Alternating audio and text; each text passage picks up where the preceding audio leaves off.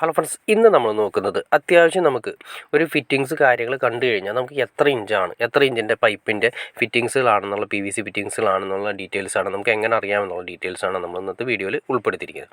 ആദ്യമേ തന്നെ നമ്മളിതൊരു 45 ആംഗിളാണ് വരുന്നത്. അതായത് അതിൻ്റെ ആംഗിൾ കാണിക്കുന്നുണ്ട് കണ്ടോ.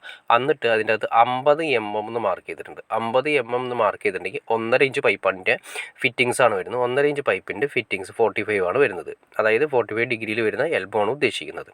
അപ്പോൾ 45ൻ്റെ വരുന്നു 50 mm ഉദ്ദേശിച്ച. അപ്പോൾ നിങ്ങൾക്ക് മനസ്സിലായിട്ടുണ്ടാവും 1.5 ഇഞ്ചാണ് വരുന്നത്. ഇത് കുറച്ചുകൂടി വലിപ്പം കൂടുതലുണ്ട് കേട്ടോ. അപ്പോൾ അതിൻ്റെ അകത്ത് നമ്മൾ നോക്കുക, അതിൻ്റെ അകത്ത് കൊടുത്തിരിക്കുന്നത് 63 mm 45 ഡിഗ്രി എന്ന് പറയുന്നുണ്ട്. അതായത് 63 mm എന്ന് ഉദ്ദേശിച്ച 2 ഇഞ്ച് പൈപ്പാണ് വരുന്നത്. PVCയിൽ നമ്മൾ വാട്ടർ ലൈനിൽ ഉപയോഗിക്കുന്ന അത് 50 mm 1.5 ഇഞ്ച് പൈപ്പിൻ്റെ, ഇത് 63 mm എന്ന് പറയുന്ന സമയത്ത് അത് 2 ഇഞ്ച് പൈപ്പിൻ്റെയാണ് വരുന്നത്. ഇനി ഈ 45 നമുക്ക് ഒന്നുകൂടി നോക്കാം. അപ്പോൾ ഇത് നോക്കി അറിയാൻ പറ്റും. ഇതിൻ്റെ അകത്ത് മാർക്ക് ചെയ്തിരിക്കുന്നത് 32, അതായത് 32 mm എന്ന് മാർക്ക് ചെയ്തിട്ടുണ്ട്. 32 mm എന്ന് മാർക്ക് ചെയ്താൽ 1 ഇഞ്ചിൻ്റെയാണ് വരുന്നത്.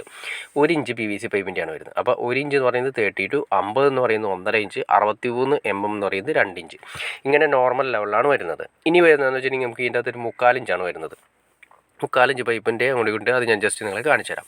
ഇത് T ആണ് വരുന്നത്. ഈ T തന്നെ നോക്കി അറിയാൻ പറ്റും കണ്ടോ. 63 mm എന്ന് മാർക്ക് ചെയ്തിട്ടുണ്ട്. 63 എന്ന് ഉദ്ദേശിച്ച നമ്മൾ 2 ഇഞ്ച് പറഞ്ഞു, 2 ഇഞ്ച് 45ൻ്റെ 63 mm എന്ന് പറഞ്ഞു. അതുപോലെ തന്നെ വരുന്നതാണ് 63 mm 2 ഇഞ്ചിൻ്റെ T ആണ് വരുന്നത്. അതിൻ്റെ 2 ഇഞ്ച് ഫിറ്റിങ്സുകളുണ്ട്, സെയിം വലിപ്പം കണ്ടോ. അപ്പോൾ 2 ഇഞ്ച് എന്ന് പറയുന്നത് 63 mm. ഇനി അതുപോലെ തന്നെ 1.5 ഇഞ്ച് നോക്കുക. 1.5 ഇഞ്ചിൻ്റെ T ഞാൻ ജസ്റ്റ് നിങ്ങളെ കാണിച്ചു തരാം. 1.5 ഇഞ്ച് എന്ന് പറയുന്നത് 50 mm ആണ് വരുന്നത്. 50 mm എന്ന് മാർക്ക് ചെയ്തിട്ടുണ്ടോ. 50 mm എന്ന് മാർക്ക് ചെയ്തിരിക്കുന്നത് 1.5 ഇഞ്ചാണ് വരുന്നത്. ഇനി അത് ഗേജ് നോക്കി വ്യത്യാസമുണ്ട്. അത് വേണമെങ്കിൽ അടുത്ത വീഡിയോയിൽ ഞാൻ ഡീറ്റെയിൽ ആയിട്ട് പറഞ്ഞുതരാം. കാരണം വെച്ചിട്ടുണ്ടെങ്കിൽ ഓരോ ഗേജുകളും അതിൻ്റെ അകത്ത് കറക്റ്റായിട്ട് ചിലയിൽ മാർക്ക് ചെയ്തിട്ടുണ്ടാവും. അത് നമുക്ക് കറക്റ്റായിട്ട് അറിയാൻ സാധിക്കും. ഗേജ് എന്ന് ഉദ്ദേശിച്ചാൽ നമുക്ക് അത്യാവശ്യം വേസ്റ്റ് ലൈനിലും അതുപോലെ തന്നെ വാട്ടർ ലൈനിൽ ഇടുന്ന രണ്ടാണ്. വേസ്റ്റ് ലൈനിൽ അത്യാവശ്യം ഗേജ് കുറഞ്ഞതിട്ടാലും കുഴപ്പമില്ല, പക്ഷേ വാട്ടർ ലൈനിൽ നമ്മൾ ഗേജ് ഉള്ള ടൈപ്പ് തന്നെ ഇടണം. ഇത് 1 ഇഞ്ചാണ് വരുന്നത്. 1 ഇഞ്ച് എന്ന് നമ്മൾ നേരത്തെ പറഞ്ഞു 32 mm. 32 mm T ആണ് വരുന്നത്. 32 mm മാർക്ക് ചെയ്തു. അതിൻ്റെ അകത്ത് കറക്റ്റായിട്ട് ഇതിൻ്റെ അകത്ത് കണ്ടോ, നിങ്ങൾ ആ നോക്കിക്കഴിഞ്ഞാൽ പറയാൻ പറ്റും. അതിൻ്റെ അകത്ത് ഗേജ് മാർക്ക് ചെയ്തിട്ടുണ്ട്. 10 kg മാർക്ക് ചെയ്തിട്ടുണ്ടായിരുന്നു.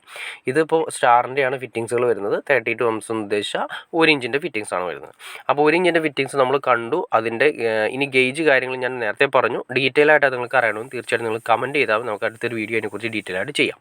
അപ്പോൾ നമ്മൾ നേരത്തെ പറഞ്ഞ പോലെ തന്നെ വേസ്റ്റ് ലൈനിൽ നമ്മൾ ഗേജ് കുറഞ്ഞതിട്ടാലും പ്രശ്നമില്ല, പക്ഷേ വാട്ടർ ലൈനിൽ നമ്മൾ ഗേജ് ഉള്ള ടൈപ്പ് ഇടണം. അതായത് നല്ല ക്വാളിറ്റി ഉള്ള ഇടണം. കാരണം വെച്ചിട്ടുണ്ടെങ്കിൽ മണ്ണിൻ്റെ അടിയിലൊക്കെ കിടക്കാനുള്ളതാണ്. അപ്പോൾ നല്ല രീതിയിൽ തന്നെ ഉള്ള ഗേജ് കാര്യങ്ങൾ നോർമൽ ലെവലിൽ ഒരു മീഡിയം ക്വാളിറ്റി എങ്കിലും ഇട്ടില്ലെങ്കിൽ വാട്ടർ ലൈനിൽ പ്രഷർ വരുന്ന സമയത്ത് പൊട്ടിപ്പോകാനുള്ള ചാൻസ് ഉണ്ട്. അപ്പോൾ പൊട്ടിപ്പോയി കഴിഞ്ഞാൽ ഇത് രണ്ടാമത് മെയിൻറ്റെയിൻസ് ചെയ്യുക എന്ന് പറയുന്നത് റിസ്ക് ആണ്. കാരണം കട്ടയും കാര്യങ്ങളൊക്കെ നമ്മൾ വീടിൻ്റെ ഫ്രണ്ടിൽ പാവലും കാര്യങ്ങളൊക്കെ വിരിച്ച് കഴിഞ്ഞാൽ പിന്നെ അതെല്ലാം പൊളിച്ചെടുത്തിട്ട് വേണം ചെയ്യാനായിട്ട്.